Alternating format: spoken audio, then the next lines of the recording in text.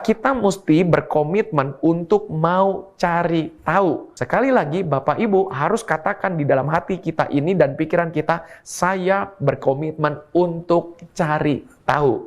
Saya mesti cari tahu. Bagaimana caranya? Saya mesti cari tahu. Maka itu keinginan untuk cari tahu adalah kunci untuk bisa melakukan sesuatu. Selalu kita juga harus katakan dalam pikiran kita adalah saya berkomitmen untuk mencari orang yang tahu. Ini penting, Bapak Ibu sudah sadari. Karena ketika kita melihat segala sesuatu yang sulit untuk kita mau lakukan, maka Bapak Ibu selain kita coba cari tahu, yang kedua, cari orang yang tahu. Untuk cari tahu terlebih dahulu, baru kemudian cari orang yang tahu. Apa maksud dari kalimat ini? Lebih bagus kita belajar dulu, ngerti dulu, mencoba untuk ngerti, walaupun nggak sepenuhnya, tapi sedikit dulu, baru kemudian kita akan cari orang yang tahu. Ya, puji Tuhan, salam sejahtera bagi kita semua. Shalom, kembali berjumpa dalam program pembekalan karakter Faith Minutes Live. Dan kita sekarang terlambat 10 menit, saya minta maaf karena tadi kita ada beberapa persiapan-persiapan terlebih dahulu. Dan syukur, puji Tuhan, kita bisa mengudara dalam tempo saat ini.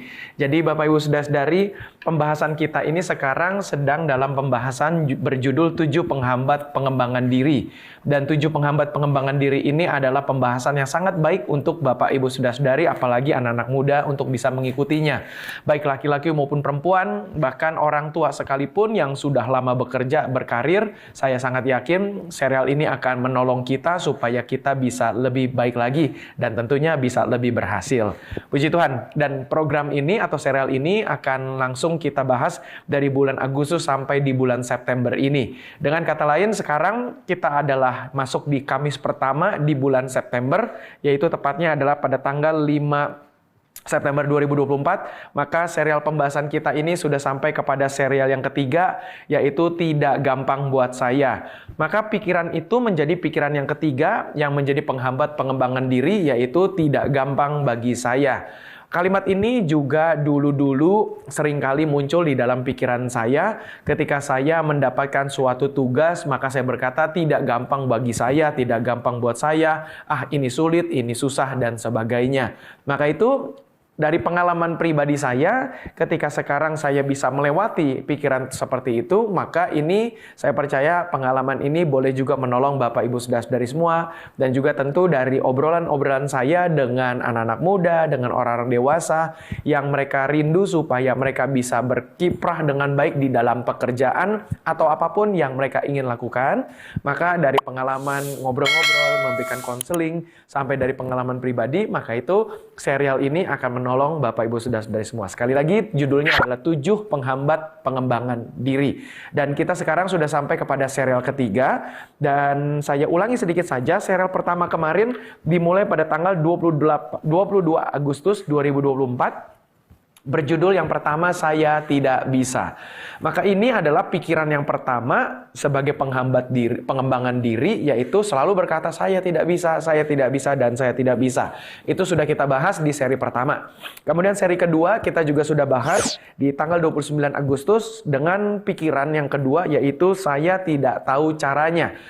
Seringkali dulu-dulu saya, orang-orang yang saya ngobrol dan sekaligus juga yang saya berikan konseling sebagai tugas saya sebagai gembala dan pendeta, maka saya juga selalu mendengar kalimat saya tidak tahu caranya, maka itu saya tidak mau melakukannya. Saya tidak berani melakukannya karena saya tidak tahu caranya. Saya tidak mau melakukannya karena saya tidak tahu caranya.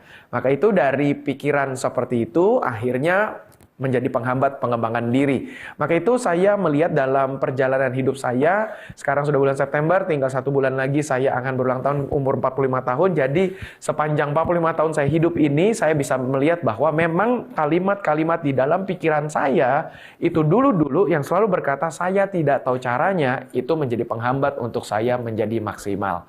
Dan itu sudah kita bahas dalam seri kedua. Hari ini seri ketiga. Kalimatnya adalah tidak gampang buat saya. Dan pikiran ini pun juga seringkali dulu-dulu itu ada di dalam benak saya. Saya suka berkata bahwa ini nggak gampang buat saya, bagi orang lain ini gampang, bagi orang itu mudah. Tapi ternyata sebetulnya ketika saya mencoba dan berani untuk mengalahkan pikiran negatif itu, ternyata gampang juga dan bisa melakukannya. Maka itu sebelum kita masuk kepada dua ulasan yang akan saya hadirkan, tetapi sekali lagi saya mau tekankan kepada kita semua bahwa yang pertama adalah pikiran manusia itu diciptakan Tuhan untuk menyimpan logika. Artinya pikiran kita ini manusia memang Tuhan ciptakan untuk memikirkan segala hal yang logis. Artinya kita bisa menghitung, dulu belajar 1 tambah 1 sama dengan 2, 1 kali 1 sama dengan 1, dan seterusnya.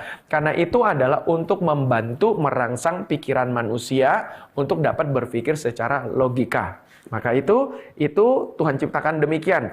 Pikiran manusia memang diciptakan Tuhan dengan begitu ajaib. Maka itu kita mesti tahu pikiran yang ajaib ini sebetulnya bisa membantu manusia untuk bisa mencapai kapasitas dengan maksimal. Tetapi seperti kata Alkitab, Kejadian pasal 3 di mana manusia jatuh ke dalam dosa, di situ manusia akhirnya mendapatkan kutuk di mana dikatakan, laki-laki karena engkau memakan buah yang terlarang itu maka tanah terkutuk, supaya di mana engkau akan bekerja, engkau akan mendapatkan kesulitan. Jadi dengan kata lain, itulah gambarannya bahwa kita bekerja akan makin sulit karena upah dosa. Kemudian juga akibat dari dosa itu akhirnya manusia juga mendapatkan kutuk, sehingga akhirnya pikiran manusia menjadi terkorupsi. Oke, maka itu kita bisa melihat juga Alkitab, dan saya bisa juga setuju dengan Alkitab dan juga pandangan saya pribadi. Saya selalu memisahkan antara hati dan pikiran, sekalipun Alkitab dalam satu waktu tertentu menggabungkan antara hati dan pikiran. Di waktu yang lain hati dan pikiran bisa juga dipisahkan. Nah, saya juga bisa memisahkan hati dan pikiran. Pikiran adalah tempat untuk menyimpan logika, sementara kalau hati ada tempat untuk menyimpan perasaan. Dan dua hal ini seringkali konflik. Maka itu ketika misalnya pikiran kita, logika kita sudah kita sekolah dengan benar, kita sudah sarjana, magister, doktor, profesor, dan seterusnya, tetapi ternyata gelar boleh tinggi, buku boleh banyak kita baca, tetapi ternyata perilakunya bisa berubah. Kenapa? Artinya perilakunya tidak sesuai dengan gelarnya yang tinggi. Kenapa seperti itu? Karena gelar tinggi amat sangat dipengaruhi oleh suasana hati, yaitu perasaan. Jadi ketika perasaannya sedang tidak baik, maka ternyata ilmu setinggi apapun bisa saja menjadi terpengaruhi. Maka itu kita harus menyadari ini di dalam pendahuluan ini. Maka itu ketika berbicara tentang 7 pikiran penghambat pengembangan diri, maka itu kita mesti menyadari bahwa memang pikiran manusia itu betapa hebat dan luar biasanya, dan kita juga bisa berpikir secara positif dan juga ternyata bisa berpikir secara negatif. Maka itu kita akan lihat pembahasan hari ini, yaitu adalah pikiran yang ketiga, di mana selalu berkata tidak gampang buat saya. Dan memang ketika saya melihat Bapak Ibu Saudara-saudari, Alkitab itu memang membahas bahwa hati manusia itu berisi dengan hal-hal yang tidak baik. Saya lanjutkan seperti tadi, dari Kejadian pasal 3, manusia sudah jatuh dalam dosa, dan berikutnya lagi Yeremia 17 ayat 9 sebagai contoh, di mana di sana dikatakan betapa liciknya hati, lebih licik daripada segala sesuatu, hatinya sudah membatu, siapakah yang dapat mengetahuinya. Artinya, hati manusia itu atau pikiran manusia itu betapa pentingnya, karena itu akan membuat manusia itu terpengaruhi. Dia bisa maju atau tidak maju, itu bergantung dari hati dan pikirannya. Pengkhotbah 9 ayat yang ketiga dikatakan di sana, inilah yang celaka dalam segala sesuatu yang terjadi di bawah matahari. Nasib semua orang sama, hati anak-anak manusia pun penuh dengan kejahatan, dan kebebalan ada dalam hati mereka seumur hidup, dan kemudian mereka menuju alam orang mati. Jadi mulai dari kelahiran sampai kepada kematian, ternyata memang dikatakan di situ hati manusia itu memang penuh dengan kebebalan. Artinya orang bebal itu adalah orang yang paham tetapi tidak mau melakukan apa yang dia pahami. Maka itu dikatakan sebagai orang bebal. Dia sudah tahu tetapi kenapa tidak mau melakukannya. Maka itu dari 2 ayat contoh saja menggambarkan bahwa memang hati manusia itu berisi dengan hal-hal yang tidak baik. Maka itu kita mesti mengetahui itu terlebih dahulu, sehingga kita seringkali suka berkata dalam diri kita, tidak gampang buat saya. Atau seri kedua kemarin, saya tidak tahu caranya. Seri pertama, saya tidak bisa. Seringkali kita merasa diri kita itu selalu tidak bisa, tidak tahu caranya, dan tidak gampang. Maka itu saya akan langsung saja bagikan 2 tips saja secara sederhana supaya Bapak Ibu Saudara-saudari dan saya bisa menangkis pikiran tidak gampang buat saya. Yang pertama adalah selalu kita tanamkan dalam diri kita, saya berkomitmen untuk berani mencoba. Dan itu selalu yang menjadi yang pertama, yaitu adalah harus berkomitmen untuk berani mencoba. Karena kalau kita tidak punya komitmen untuk berani mencoba, maka ini akan menjadi masalah dalam hidup kita.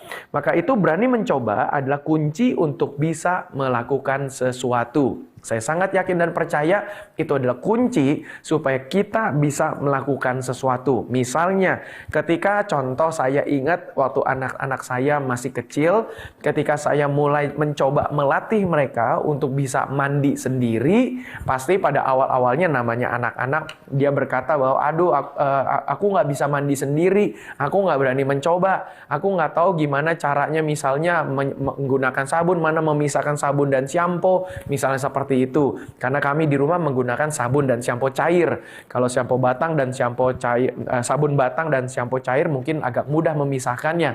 Tetapi itu menjadi gambaran bahwa ketika kita dorong anak kita satu waktu, misalnya dia harus mandi sendiri, dia harus makan sendiri, dia harus tidur sendiri, bisa juga ke depannya dia harus berangkat sekolah sendiri atau nanti berangkat kuliah sendiri. Dengan kata lain, kita memang selalu menghadapi gambaran manusia pada umumnya, selalu berkata, saya tidak gampang melakukannya. Ini nggak gampang. Nah, maka itu kita juga dalam pertumbuhan kita makin dewasa, kita juga seringkali terjebak dengan pikiran seperti ini, di mana kita selalu berkata bahwa aduh nggak gampang buat saya, mungkin bagi orang lain gampang, tapi bagi saya nggak bisa. Tapi nyatanya seperti contoh, kalau tidak salah belakangan ini Agustus kemarin atau mungkin sekarang masih berlangsung pertandingan Olimpiade, tetapi untuk orang-orang berkebutuhan khusus, yang biasa disebut sebagai Paralimpik. Yaitu adalah orang-orang misalnya yang tubuhnya itu berkekurangan, artinya memiliki kendala fisik, lalu dibuatkanlah pertandingan Olimpiade khusus untuk mereka semuanya. Maka itu ketika saya melihat beberapa foto-foto di berita, ketika mereka betul-betul berani mencoba, berkomitmen untuk selalu berani mencoba, maka ternyata mereka ketika contoh lomba memanah deh misalnya, saya yang punya tubuh yang komplit dibandingkan mungkin dengan orang yang menggunakan kursi roda, tetapi karena dia selalu mencoba, saya berani jamin kita coba lomba panah, dia pasti akan lebih hebat dari saya.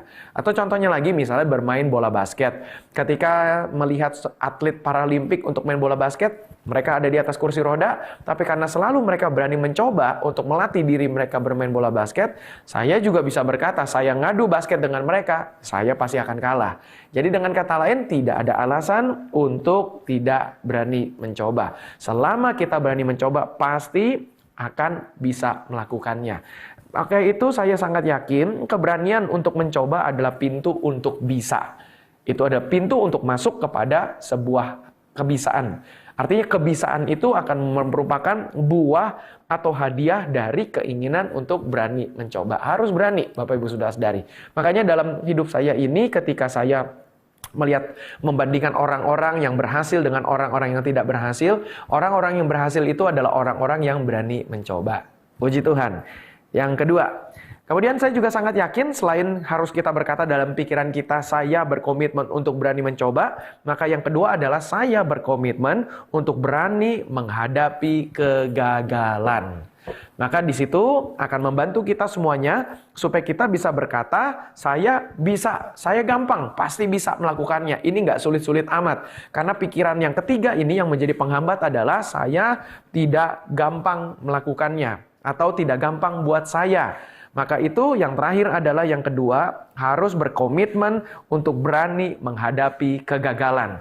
Karena semua orang dalam hidup ini pasti ada saja menghadapi kegagalan.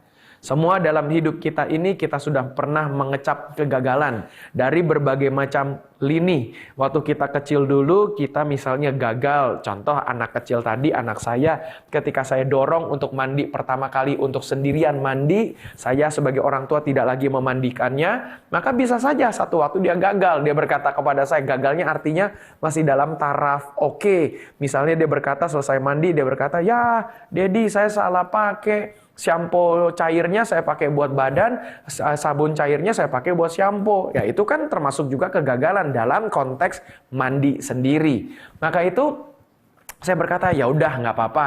Besok lagi atau nanti sore coba lagi ya. Saya bimbingin lagi. Ini warna shampoo-nya warna merah, warna sabunnya warna biru. Ya kamu tinggal lihat saja. Artinya besok-besoknya lagi dia berani mencoba lagi. Baru sampai satu waktu mandi nggak perlu diajarin lagi. Sama juga seperti ketika belajar naik sepeda. Ketika anak pertama, anak kedua dulu kita ajari untuk belajar naik sepeda, awalnya takut. Mereka nggak berani.